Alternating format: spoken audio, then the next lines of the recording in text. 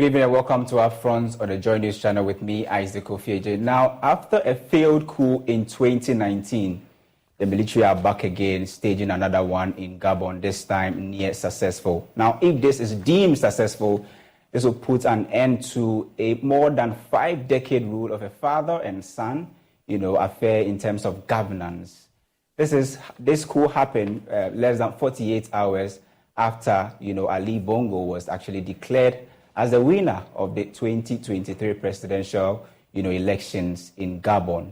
Tonight, we're asking a very simple question on Upfront on the Joy News channel. The wave of coups in Africa, is Gabon the last? After this short break, my guest will join me.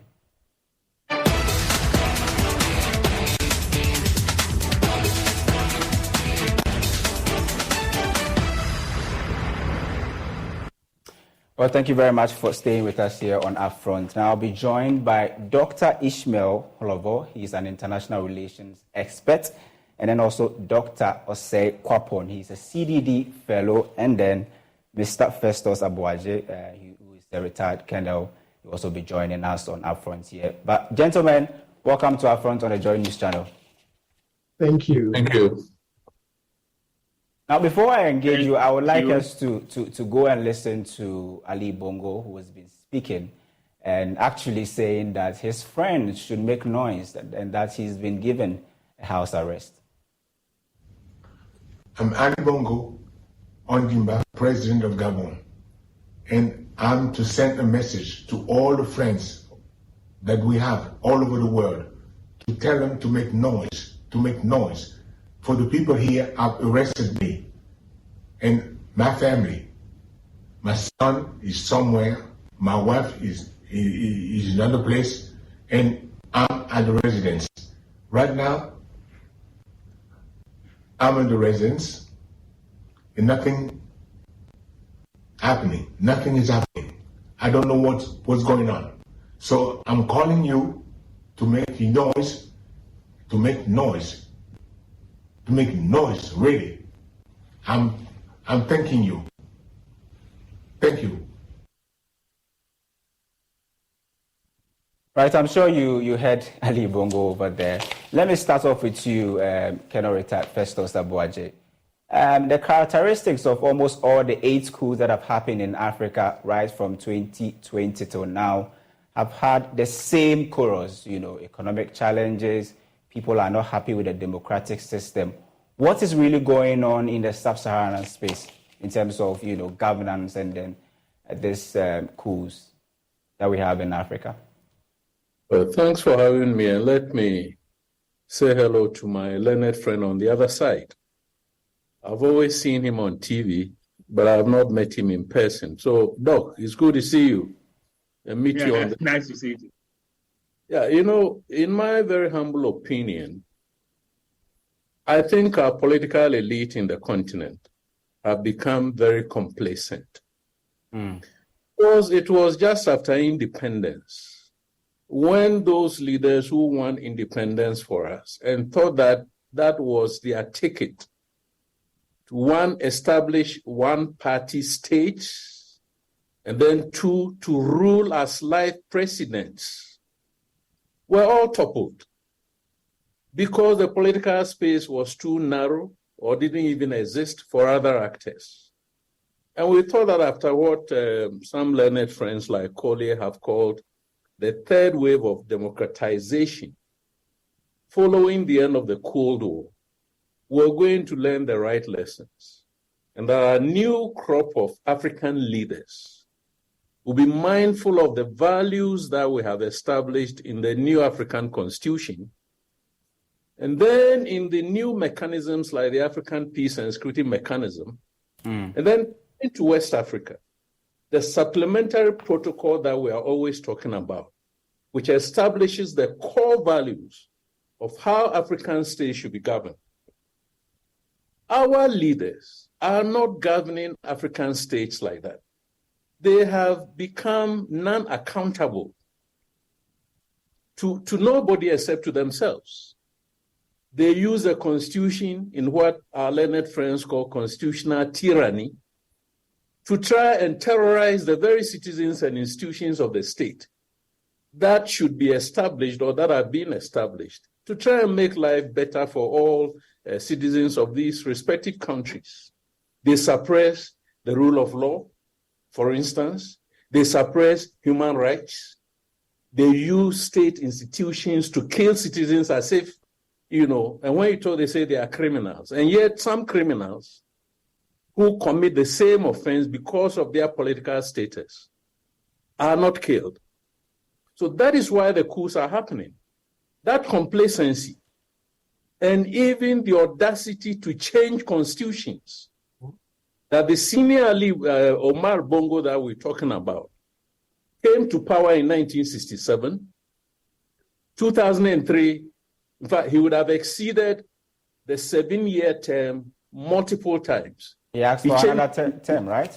Yeah. If he had not died in office, probably he would have still been the president. He ruled for 41 bloody years. And then his son came to power. You see what I mean? Yeah. I'm well informed by a source that I think is credible that Ali Bongo's party did not get the 62 or 64% that the international media is talking about. He got 33%. In fact, the Constitutional Court. Yeah, the minority actually had a press conference and announced that they were leading. Then some few hours later, we saw the Electoral Commission announcing that, Ali Bongo had won with 64%. Yes. So the Constitutional Court makes the announcement, turns the figures completely round, and then says that Ali Bongo has won.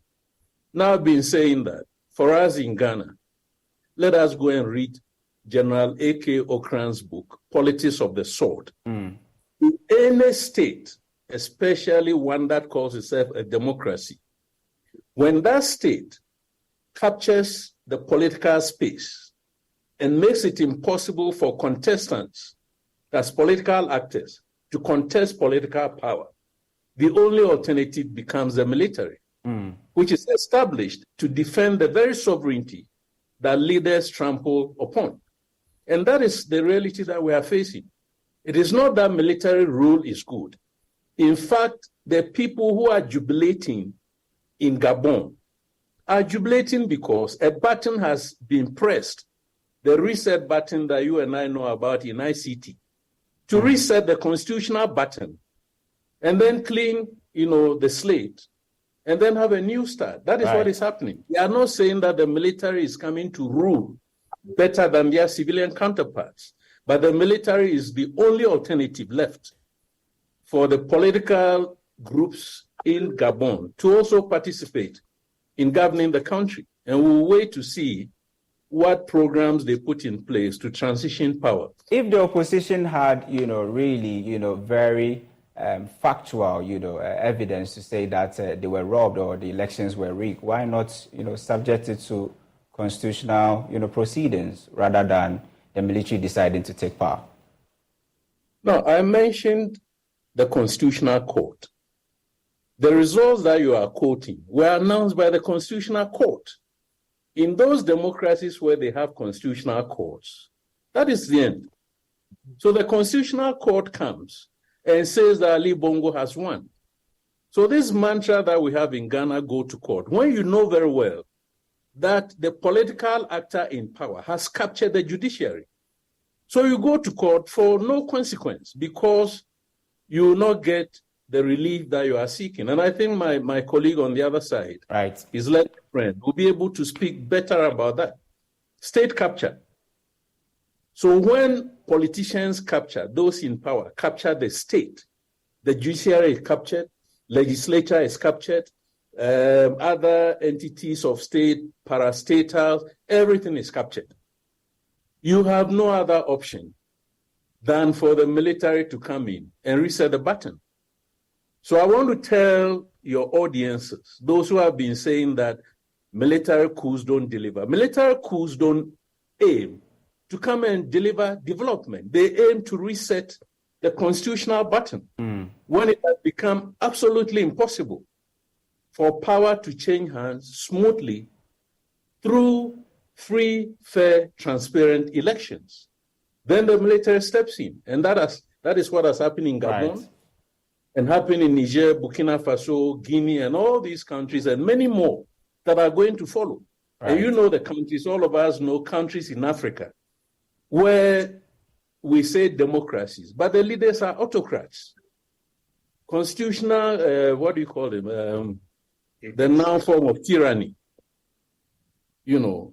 Applying constitutional tyranny methods as if they are ruling legally, and yet they are only manipulating or massaging the Constitution and other laws. Right. In order to stay in power. Yeah. Let me bring in Dr. Osei-Kwapo. Doc, if you look at the, Gabon, their constitution, they have very interesting clause in there where, a president can actually rule for a lifetime, perhaps if and only if he is able to win elections. If you look at Ali Bongo, for instance, he's ruled for 14 years.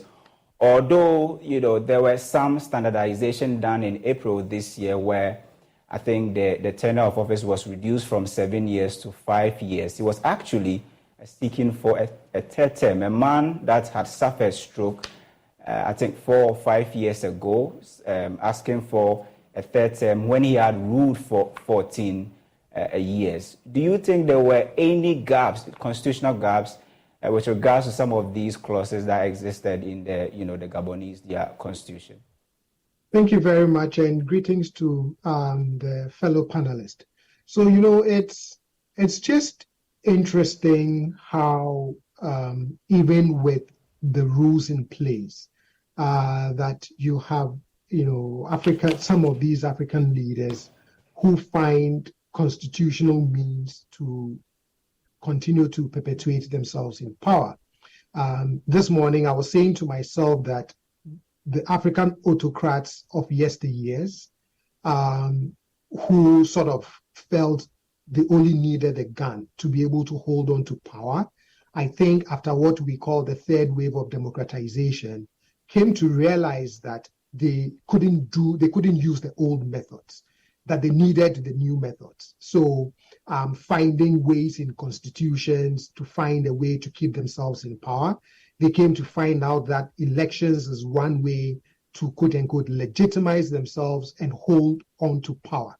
And so whilst in terms of practice, we have these elections going on, in terms of the actual form of the way power, is exerted, you see no difference in a constitutional regime, versus, an autocratic regime from years ago. So you're correct that perhaps, yes, so there are, rules, some loopholes in the rules that may have been exploited. But even in situations where the rules are clearly defined and clearly spelled out, some of these autocrats have found a way to use those same rules and those constitutional processes to continue to keep themselves in power. If you look at the democracy index from the Economic Intelligence Unit from last year, for sub-Saharan Africa, only one country is classified as a full democracy. 6 are classified as flawed democracies.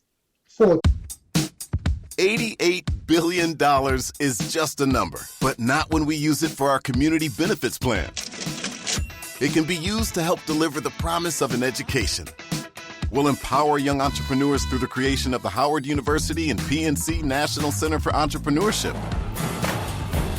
And uplift small businesses with access to the capital they need in order to grow. It's not just about dollars, it's about change. PNC.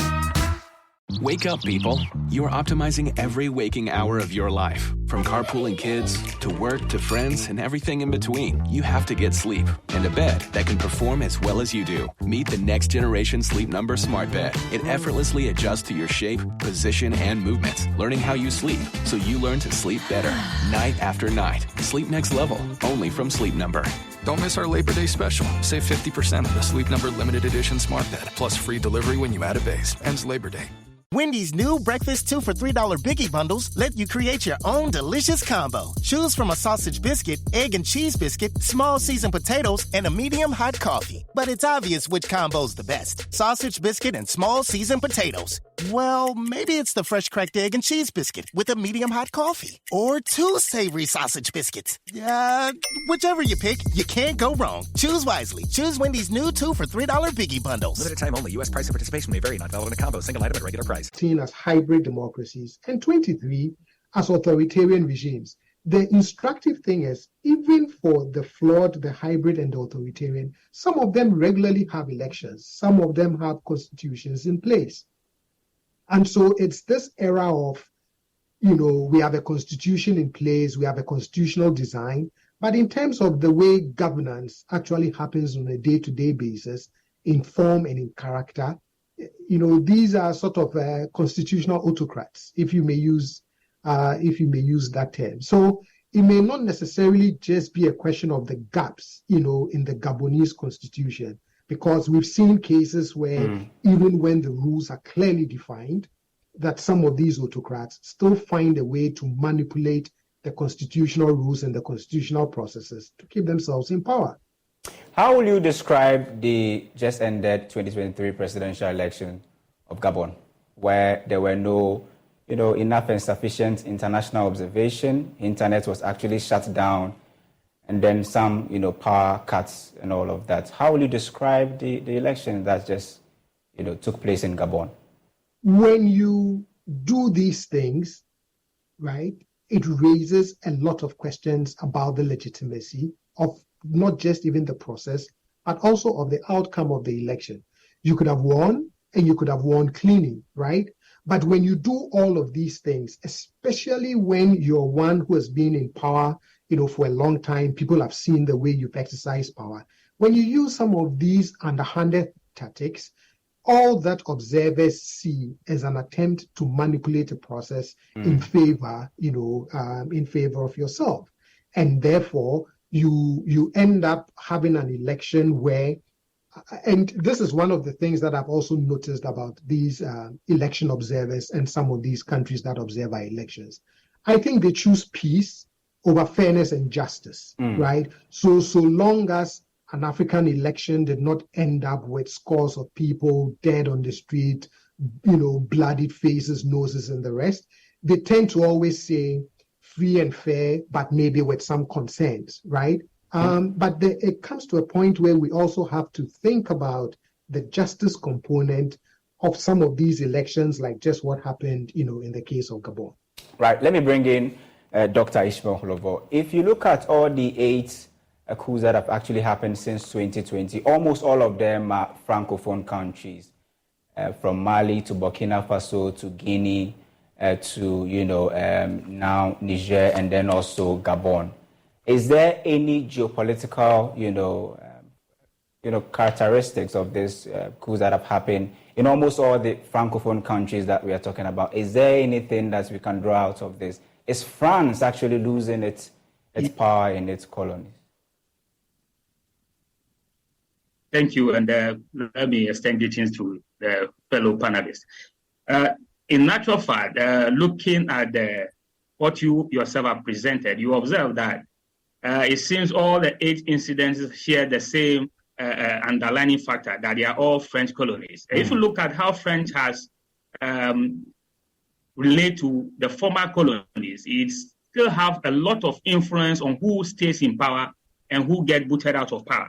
And if you look at some of all these countries that you have mentioned, they have vested French interest in all of them. Because Gabon, for instance, the largest magnesium,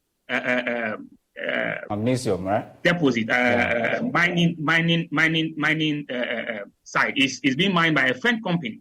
So yes, France has influence in all these French territories, and therefore has always been able to sort of support whoever is in power and keep its own cronies in power, so that they could continue to have some of the lucrative deals in Africa. And look at some of the deals that some of these countries have signed. Indeed, it virtually give out the natural resources of these countries to French interests. And it is in the interest of France to keep some of these people in power. When we talk about democracy, and then one family stays in power for almost 56 years, through some of the very questionable elections, then you can't talk about real democracy. So yes, one of the things that's happening is that France, and for that matter, the Western world seems to be losing their hold because of the geopolitical reposition across the globe. Now, formally, around the 90s, if you should organize a coup, you will not find other counterweight to Western interests that will give you support. So what has happened is that now that there's somewhat reposition of the global system where you now have other actors like the Chinese, the Russians, who are virtually providing a counterweight to Western interests.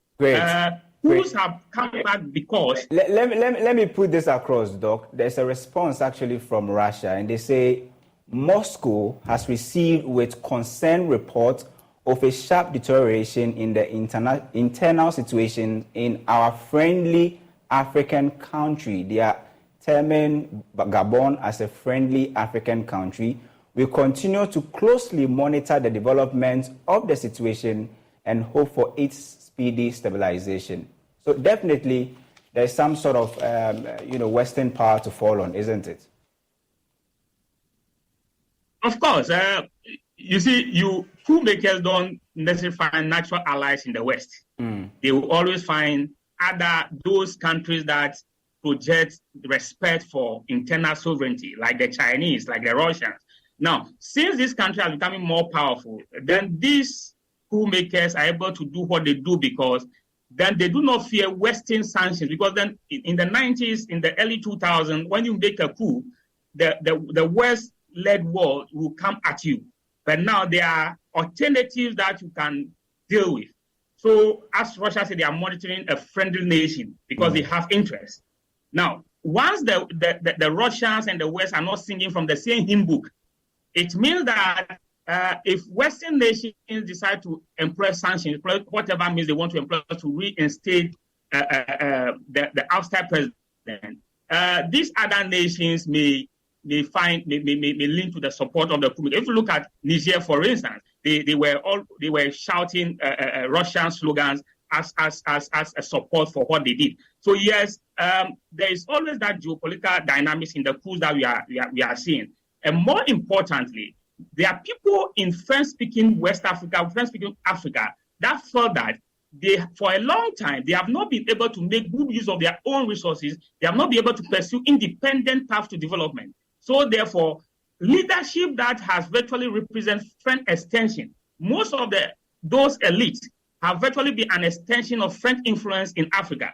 So there's now seems to be a growing corps of military and civilians who think that if we can win ourselves off French influence, we may be able to pursue a more independent path to development. So part of the reason why the coup should become more as it is that the geopolitical terrain has changed, and therefore the Western influence push for all of us to democratize is no longer as forceful as it is. If you look at Niger, the U.S. was very careful not to label that situation as a coup, so because they have an interest. Yeah. Now that is quite real because then if they have said it's a coup, then they can't deal with the junta. So you will see that once there's this global competition for Africa, for African resources, then it opens the space for those Africans who feel disenchanted about the current leadership. The current leadership itself has played its role into the hands of the military. Yeah. Because if you are governing virtually on your own interest, most of the African states have been captured. The elite have captured the state and have used the state as an instrument for their own enrichment and the improvement of the ordinary citizen. So you realize that some policies that have been pursued in Africa, indeed, even when the citizens were clearly not satisfied with it, leaders assume that they are right to pursue the policy because virtually the state has become a tool in their hands to advance their own interests and the interests of their partners, whatever. If you look at the president, he's calling for friends to make noise. Who are the friends, quote and unquote? Virtually, he is calling on those nations that during the years of their rule as a family, they have established various links with to come to his aid. Are you talking about France? Because France is asking that he be, reinstated. Of course, no African leader in Francophone Africa has been able to stay in power for that long without French support. If you take Togo, The reason why the Yadima dynasty is still on is because France supported that regime. So far as their interests can be advanced, then the person in power will stay in power no matter the means. And all that we are doing is that we have used the elections as a pretext to kind of maintain this elite rule that we are calling democracy. In actual fact, democracy must actually translate to something tangible for the people. If you rule in the interest of the people. So when at a point the people clearly are telling you that the direction of the country is not what they wanted, and you keep pursuing it, then whose interests are you pursuing? And most of these leaders, as I said, because they have international interests that they are linked with, they are virtually pursuing these policies to kind of get this support from these external forces. So unless African leaders come to the realization that democracy is not equal to election, democracy is not equal to election. Democracy goes beyond election. For instance, we are going for you have an election and you shut down the internet. You impose a curfew. Now, what exactly are you intending to achieve? There's an election, and then there were changes to the electoral rules that demands that people pick a presidential candidate and a lawmaker from the same party. These changes at the last minute to the electoral rules will always raise suspicion. So if you try to win elections by whatever means, because you feel like once I win the election, yes, everybody assumes that it's democracy. So I will garner support from all the other leaders in Africa. Now, so we are not concerned if somebody manipulates the electoral process, but we are concerned when there's coup d'etat. So far as we don't deal with the fundamentals of getting the election right, we don't deal with the fundamentals of ensuring that democracy goes beyond election, coups will not end with Gabon. Indeed, many more will come because the same structures, the same institution, the same dynamics that prevail in Gabon prevail in other African states. In fact, Cameroon, so right? Cameroon, it's all over the place where the courts are virtually used to validate some very flawed elections, and then the leader then assume position. And when they assume position, because they think they have won election, they will quote the margins. They are normally quoting the margins with which they have won, that we have won an overwhelming majority. We have a strong mandate. Now, that strong mandate is supposed to translate to something tangible that affects the material condition of the people. If it doesn't, your strong mandate is nothing. So once they continue to interpret that I have a strong mandate, and therefore whatever policy direction I want to take the country, regardless of what the citizens feel, I am the leader. Therefore, I can do it. So they are virtually running what we may term a constitutional dictatorship. You have a constitution, you have all the resemblance of democracy, but the practice of governance resembles virtually a dictatorship, where those who are elected do their will, regardless of what the citizens feel. Right. So we will continue to have coups if we don't address the governance challenges. If the leaders don't realize that elections are not the same as democracy, that democracy involves more than elections, we will continue to have this crisis. Absolutely. Gentlemen, do stay with me. We'll be back after this short break.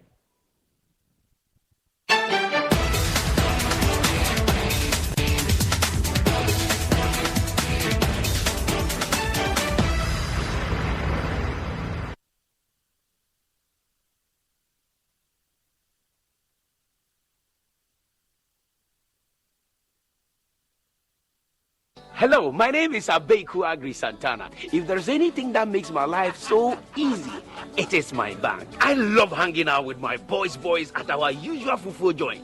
But even without cash, we still dey chop better with EcoBank Mobile. No matter the time of day, my bank helps me stay in touch with my beautiful wife whenever she's away. And when my beautiful wife is in town, she never misses out on her favorite TV shows because I'm able to pay up all my TV subscriptions from the comfort of my mobile phone. Whenever she has to get groceries too, my bank makes it cashless and convenient. And the part my wife loves the most is when my bank makes it possible and easy for her to shop from any part of the world without moving. Welcome to the smart world of EcoBank. Download EcoBank Mobile from Google Play Store or the App Store and discover the smart way to bank. EcoBank, the Pan-African Bank.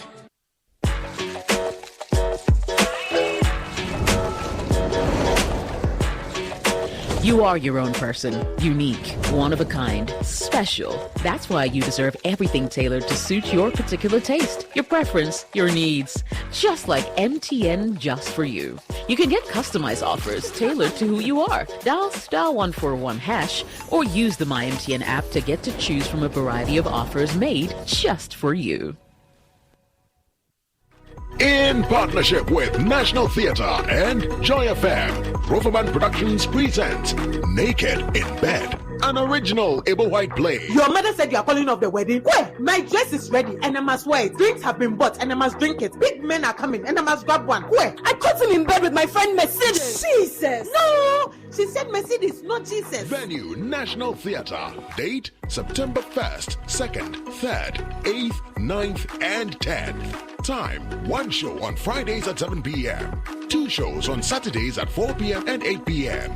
3 shows on Sundays at 1 p.m., 4 p.m. and 8 p.m. Rates 150 Ghana cedis. For tickets, dial *365 *535#. WhatsApp 050-554-6010 or visit all usual outlets. Sponsors GCB Bank, Gino Tomato Mix, Ebony Condoms, and M Notify. Roverman Production. Be the difference. Kwajo, why are you late? Yes, Kojo. Why are you late again? Kwajo. Can't you talk? See, Mommy, I could lie like Amma and say I was doing my homework with my friends. Or lie like Amma and say I was helping Grandma buy food. Mommy, I will not lie like Amma. I was playing with my friends, and that is why I'm late. Homework now. Thank you for not lying to me. Your Calipo is in the fridge. Calipo, the natural fruit juice drink. How do you know that? This advert is FDA. Hello there. To provide timely information and to explain educational reforms and to discuss school models and interventions, the Ministry of Education, in partnership with the Teacher Education Journal, presents to you the first ever education TV talk show, the Edu Talk Show. The Edu Talk Show keeps you informed and updated on trends in the world of education. The Ghanaian teacher is so versatile. Provide him the opportunity, train him, and that teacher will perform wonders. Where are the women? They're doing very well academically, but they're not in the sciences and all of that. So technology is missing a lot more women that they could have had. You need to tell the parents, at the moment, what you are getting is covering only an aspect of your child's education. And therefore, it's very difficult for you to make any decision with the limited information you have. We still have more to do when it comes to safe school. So join us as we speak to our guests on reforms taking place in Ghana's education sector. My name is Blessed Sogan, and I am your host.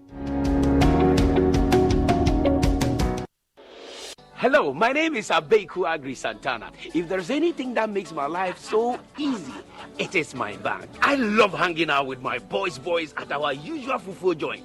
But even without cash, we still dey chop better with EcoBank Mobile.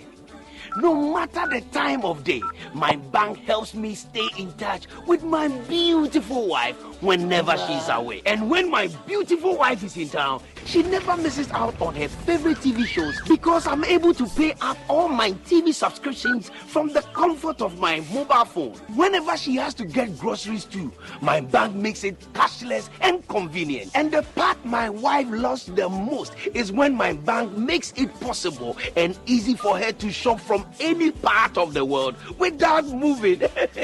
Welcome to the smart world of EcoBank. Download EcoBank Mobile from Google Play Store or the App Store and discover the smart way to bank. EcoBank, the Pan-African Bank.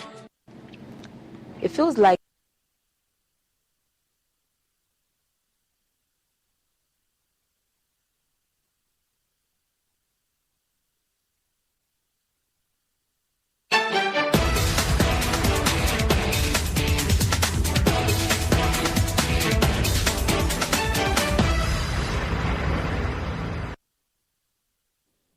Thank you very much for staying with us. This is Upfront on the Joy News channel. We are discussing the wave of coups across Africa, and we are asking a very simple question. If Gabon is probably the last, and I would like to start off with Colonel Festus Abuaje.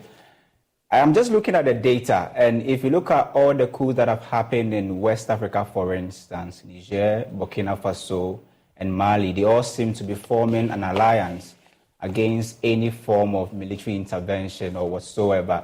Do you see Gabon actually joining this alliance, or will Burkina Faso and Niger extend an invitation to Gabon to join?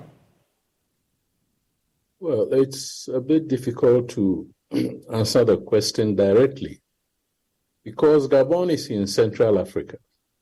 Its close neighbor is Chad. And Chad is under military rule. In fact, it's about the same scenario that got the young Deby into office. So it's more likely that Gabon will levitate closer to Chad.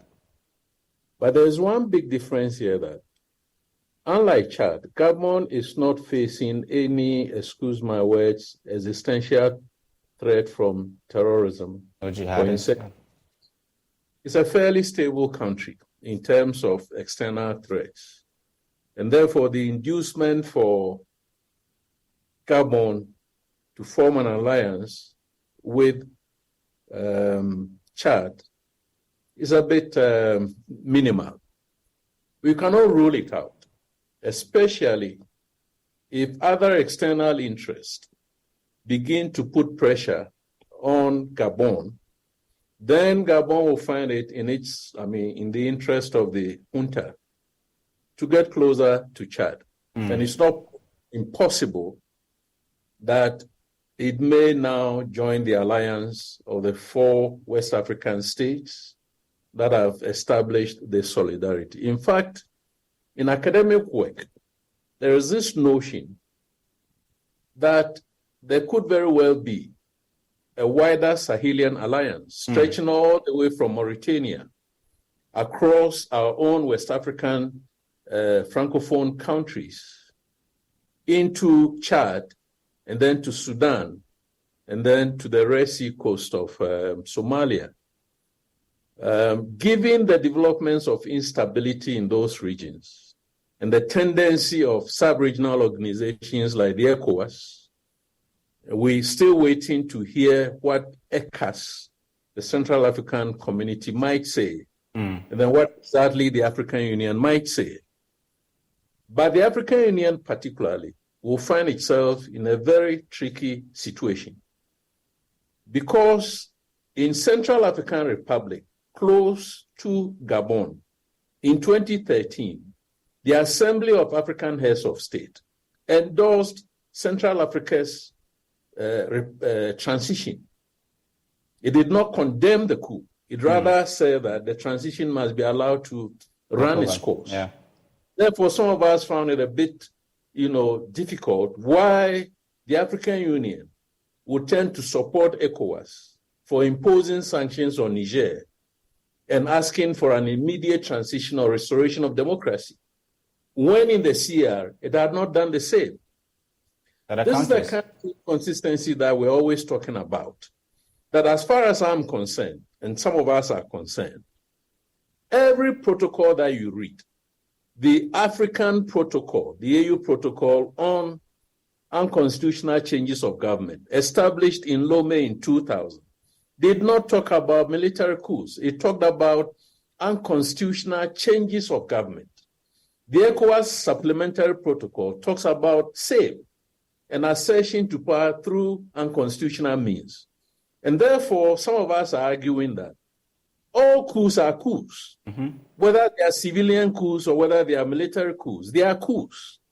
My assessment in the paper that I'm writing is that there have been about 11 civilian unconstitutional coups, some successful, some attempted. And there have been about 17 military coups. Which period are we talking about? Which period are we talking about? Well, that's even another question. I take my timeline from 2003, when we established the African Peace and Security Architecture, as a timeline when we in Africa said that, look, we're embarking on a new journey, and that new journey must be informed by the values that we have established in the Constitution of the African Union, and then in the other protocols. Nonetheless, the civilian coups have happened. And when they happen, the AU uses what the academics call silent diplomacy. It doesn't talk about it. So in Gabon now, as you said, they close the borders, they shut down the internet. That was the very playbook that Alpha Conde used. He kept out everybody who would come to Guinea and make noise in order to pass a referendum and then use the referendum, as we are suggesting, as a legal way of saying that I have won the referendum, but at the cost of lives lost, at the cost of political opposition thrown into jail, others running away from Guinea. Is that what we call democracy? If that is a democracy that our leaders want to tell us we must buy into, then I'm afraid the citizenry, those of us who are on the streets, don't think that is a form of democracy that we are looking for. Permit me to bring in Dr. Osei Kwapo. Doc, I am actually looking at the Gabon Constitution, for instance, and I see that there's no runoff. The Constitution allows that once you get more than a certain percentage compared to your opposition or any other person, you can go ahead and say that you've won the election. So, for instance, in 2016, when Bazoum was actually, when Ali Bongo was actually coming for his second term, for instance, there was a very closely contested election where the opposition felt that he had actually rigged the election. It was between 49 and 48 for Ali and then also for the opposition, where we saw that as a result of that, they got portions of their parliament even, burnt and also destroyed. He was the, former defense minister under his father, and so he should know the temperature in the military when things like this go on. Did he see this thing coming after a failed coup in 2019? Probably not. I suspect, I've never held power. I've never been a dictator. But sometimes when you watch their behaviors, it feels as though at some point a certain sense of inevitability, engulfs them, right? That they begin to feel that they are invincible, that nothing, untoward can ever happen to them.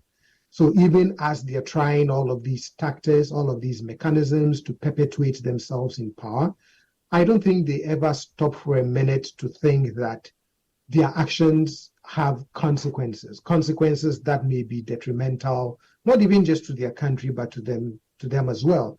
I'm sure when he was going to bed last night, he never dreamt that, this morning, he'll be out of power asking his friends to make noise. And probably it's something that comes with having been in power for a long time and having established, or at least feeling that you've established a stronghold on the system, that nothing, can happen to you. Was it a case that he was afraid that if he actually, comes to opposition, he will face sanctions and he will rather die, as president, probably in power? Was he better off staying in power or contesting for a third term compared to maybe he deciding that he would step down as a former president?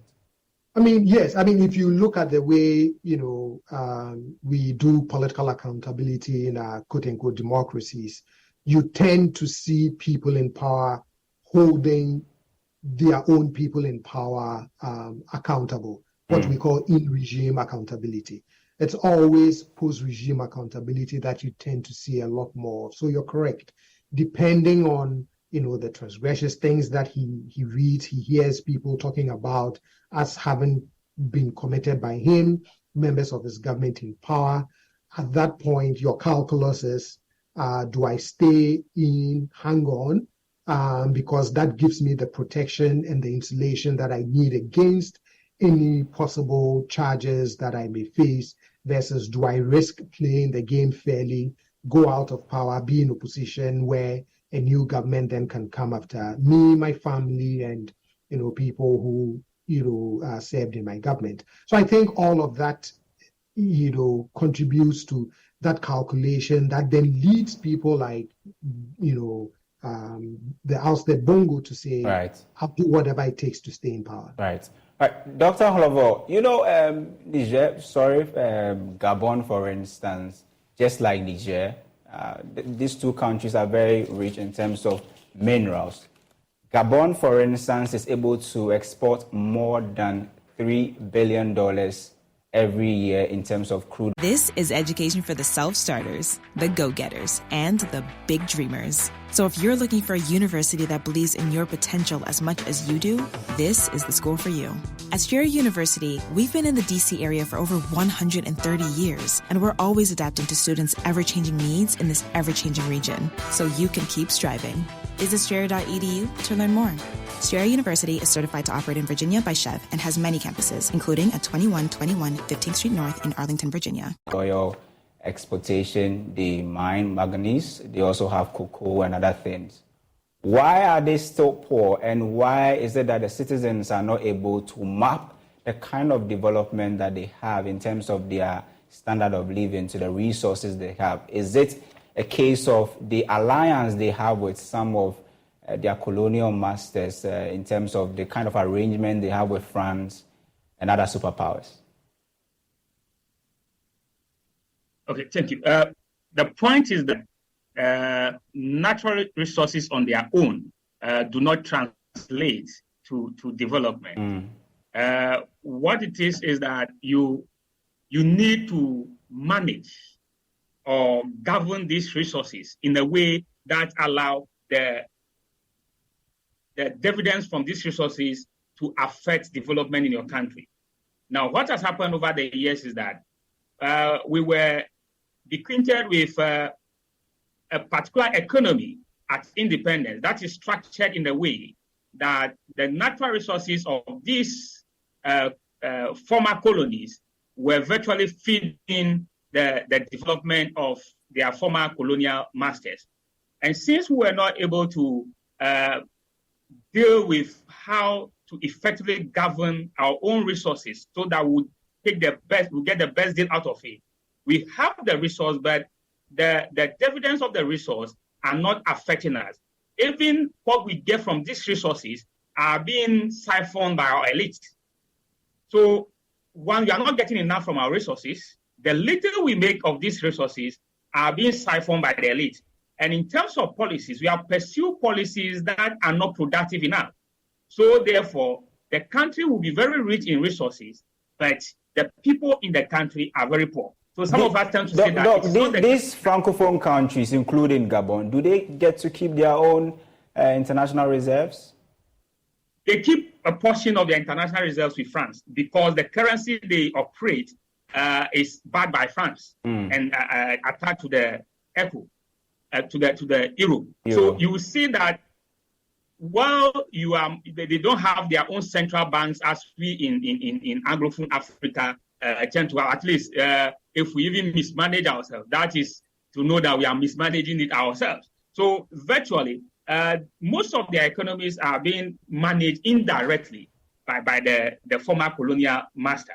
So if you have resources, but you don't have the policy framework to exploit the resources, to ensure that the dividends from the resources are used to finance your own development, then you have a situation where the resources are there being exploited, but then it will not affect your own development. Even in our own case, some of the resources that we boast that we have this, we have gold, we have that, how much of the gold do you actually own yourself? How much of the gold is Ghana actually benefiting from? Very little. Because if you look at how so you will see that we sign certain deals so that those who actually invest in the mines take a huge chunk of the money and a little is given to us. So it is not about resources, it's about how you are managing, how you are governing the resources. And even if you have access to all the resources, how do you use the resource coming from the exploration of the resources to finance your own development? If you look at Libya before Gaddafi, it's considered autocrat, it's considered all manner of things. But in terms of governing the country, Gaddafi was well on top. He was able to use the oil resources of Libya to put in place the very structures, infrastructure, and everything that the citizens will benefit from. But we tend to say that this kind of system is not good. that we want democracy, and fine, democracy is good. But if you have democracy without the accompanying framework for development, where you use your own resources to develop yourself, then you'll be rich in resources, but very poor. In some cases, these resources have become the bin. If you look at Congo, if you look at some of the Central Africa nations, some of the richest nations in terms of resources, but because of these resources,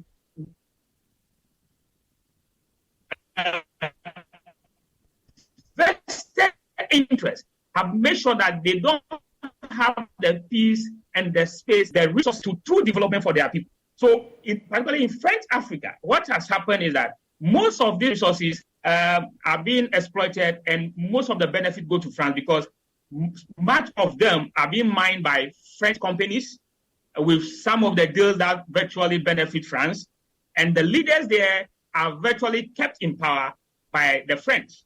How about Commonwealth? How about Commonwealth? Because if you look at Gabon and Togo, for instance, they were just admitted to Commonwealth, the 55th and 56th country to enjoy this position. Do you see Commonwealth actually taking any decision that would probably affect Gabon in terms of the coup? Well, the Commonwealth will definitely, because they believe in democracy as the surest form of government. So one of the reasons why they admitted Gabon is that Gabon is a democracy, and then Togo is supposed to be a democracy. Now, all these international institutions, organizations have their own problems because sometimes the frameworks they use are not quite clear. Because if you are Commonwealth supposed to be an organization of free nations, democratic nations, and here is two countries with very questionable democratic credentials who are being given membership. So then you think that, is it really about democracy or is it about something else? Now, as this happened, you expect Commonwealth to demand that the country be transitioned back to democracy. If you look at some of the leaders that we praise in terms of development and so forth and so on, Rwanda was admitted to the Commonwealth. But if you look at the Rwanda situation, it's not the kind of democracy that we are thinking about. But then it's delivering on development.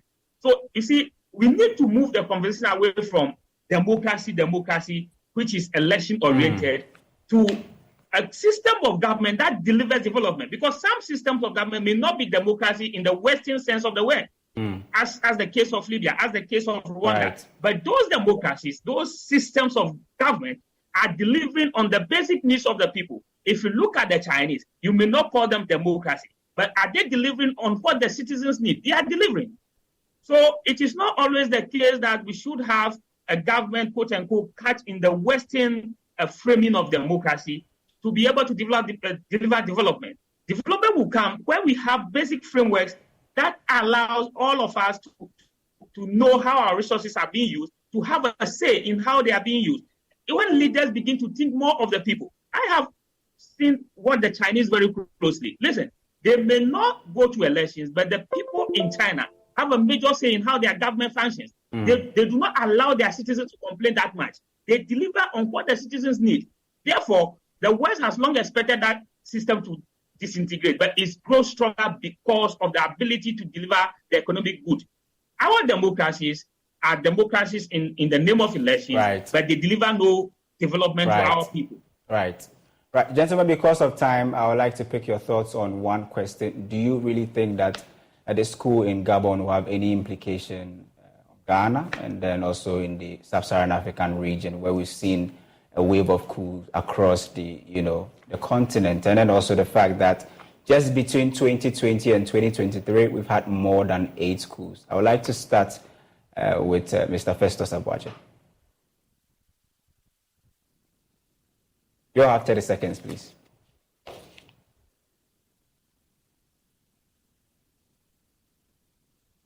Kindly unmute, Canal. Yeah, can you hear me? Absolutely. Yes. Some commentators have been referring to the trend of coups as a contagion. Now, I'm not a health practitioner or health expert, but there are different forms of contagion. A coup is not a contagion because it does not necessarily cross your international borders to affect you because a neighboring state has suffered a coup. Doing so, yeah. It is about the criminalities on the ground. So a coup, therefore, is different from, let's say, terrorism, which can easily cross international borders. To the extent that a coup is not technically a contagion, one that infects you because of contact, I don't think Gabon's coup has any implications directly for Ghana. However, when you take the fundamentals, the proximate factors, the triggers that lead to coups, then we in Ghana need to be concerned. Because as we speak, we know that the CDDs and co, Imanis and co, are talking about the monetization of politics, which is a part of state capture. And all of a sudden now in Ghana, you don't monetize politics even with the local currency. Now we see dollars and we hear dollars being used to buy ballots from individuals. We need to be concerned about that. We have seen the current investigations by Parliament about how certain entities were conspiring to change the IGP. The reason being that the police can manipulate elections in favor of a certain party by simply orchestrating certain actions that amount to voter suppression. So therefore, if we start allowing certain institutions of state to resort to voter suppression, then our colleague from CDD will tell us that we might catch the contagion of Gabon. Well, so at this point, I would like to bring in Dr. Osei Kwapo. Doc, do you have a very strong immune system to actually stand against these waiver coups? So in my recent book on 30 years of democracy in Ghana, I make the case that I strongly believe Ghanaians have made their peace with democracy and democratic norms. But I also do point out to some key pinch points that we are facing, some 6 key challenges.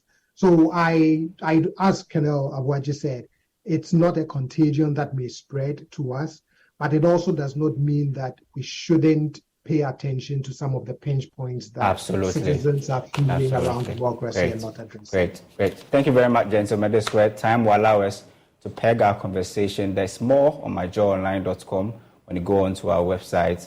Joy News Prime is up next, and it will give you an analytical point of this Gabon coup.